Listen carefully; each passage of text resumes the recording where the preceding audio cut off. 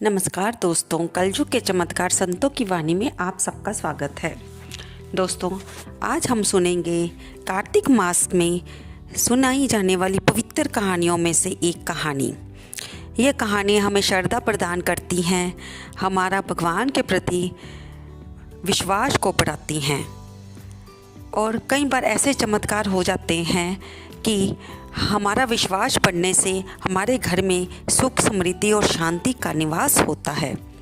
आज की कहानी हम सुनेंगे पीपल पतवारी की कहानी।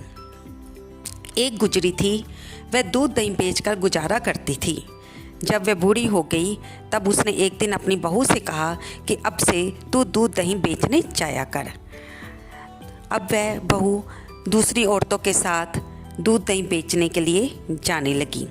सभी औरतें पीपल की पतवारी के पास बैठ जाती थी और फिर वे उसे पानी देकर सींचा करती थी। तब बहू ने पूछा कि आप ये क्या करती हो? तब उन औरतों ने कहा कि हम पीपल पतवारी को सींच कर उसकी पूजा करते हैं, इससे घर में अन्न धन बना रहता है। तब बहू ने कहा कि आप तो पानी से सींचती हो, लेकिन मैं इसे दूध और दही से सींचूंगी। वह रोज़ ऐसा ही करने लगी। सास ने कहा कि बहू दूध दही तो ले जाती है लेकिन खाली हाथ आती है। तब उसने उससे पैसे मांगे। बहू ने कहा कि जब माँ जी कार्तिक का महीना पूरा हो जाएगा तब मैं पैसे लाकर आपको दे दूँगी। कार्तिक का महीना पूरा हुआ पर बहू ने पूरा महीना पीपल की पतवारी को दूध और दही से सींचा। कार्तिक का मास पूरा होने पर वह वहाँ पर धरना देकर बैठ गई। पीपल ने पूछा, तुम यहाँ क्यों बैठी हो? तब बहू ने कहा कि मेरी सास पैसे मांग रही है, वो दूध दही से तो मैंने आपकी पूजा कर दी, अब आप मुझे उसके पैसे भी दो। पीपल ने कहा, मैं आपको पैसे कहाँ से दूँ? यहाँ पर ये जो डंडे पत्ते खिलरे पड़े हैं, आप इसे ले जाओ और इसको ढक कर रख देना गुल्लक में। और फिर जब सासू पूछेगी तो उनको कहना, हाँ मैं पैसे ले आई हूँ और उसे मैंने गुल्लक में रख दिए हैं। बहू ने ऐसा ही किया। घर जाकर टोकरी में जो भी डंडल पत्ते डंडियाँ थी सूखे हुए, उनको ढक कर रख दिया। और जब सास ने पूछा तो बहू ने कहा, हाँ मैं पैसे ले आई हूँ और उधर गुल्लक में पड़े हैं। सास ने जाकर देखा तो उसमें टोकरी में हीरे मोती जगमगा रहे थे। सास ये देखकर हैरान हो गई और बहू से पूछा कि इतना पैसा तू कहाँ से लाई? बहू ने आकर देखा तो टोकरी में हीरे मोती पैसे पड़े थे। उसने सास को सारी बात बता दी। अब सास ने कहा कि मैं भी पीपल पतवारी की पूजा करने जाऊंगी। अगले साल सास वहाँ पर गई, लेकिन वह दूध दही तो बेच देती और खाली हांडी धोकर पीपल की जड़ में रख देती। कार्तिक का मास पूरा हुआ तब उसने अपनी बहू से कहा कि मुझसे पैसे मांगो।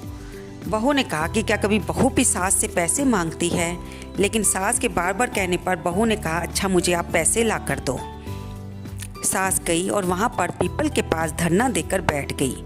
पीपल ने फिर वैसा ही किया कि तुम यहाँ पर डंडल और पत्ते उठाकर घर ले जाओ, बहू पूछेगी तो उनको दिखा देना। सास ने टोकरी में भरकर पत्ते सूखी डंडियाँ डाल ली और घर लेकर आई। और जब बहू ने पूछा तो सास ने कहा, हाँ मैंने गुल्लक में उधर रख दिए हैं। जब बहू ने देखा तो टोकरी में कीड़े मकोड़े चल रहे थे। वो देखकर हैरान हो गई और सास भी बहुत हैरान हुई। तब गांव की औरतों ने कहा कि तुम्हारी बहू तो सत से पीपल के पतवारी को सींचती थी, लेकिन तुमने धन की भूख के कारण पीपल की पूजा की है, तभी तुम्हारा ये हाल हुआ है।